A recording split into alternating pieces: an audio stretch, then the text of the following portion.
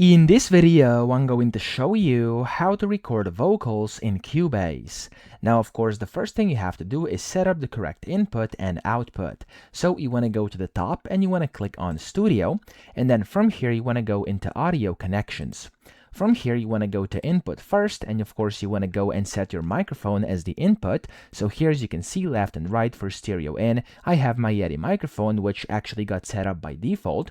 So if you have multiple microphones, click on here, and then select the one you want to use, okay? Once you've done this, the same thing is going to go for outputs. Click here and just select the output you want to use, and I'm actually just going to use this audio device, which is default over here. Now, once you've done this, you are actually ready to start recording. So you want to go and first click in here, and you should see by default here, it's going to basically show you your microphone is being picked up because it's showing some audio input over here.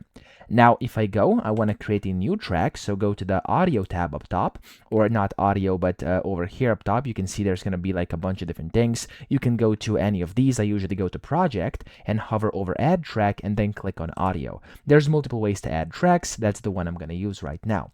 Here you want to give it a name. I'm going to type in vocals, for example, and of course you can then again select your input routing. For me, it's going to be my mic, and I'm actually going to select this one over here. It's going to be stereo. There we go. And then from here, you can also pick, of course, the configuration, output, etc. I'm now going to go and click on Add Track. You can also change the track color if you wanna, and hit the Add Track button. There we go.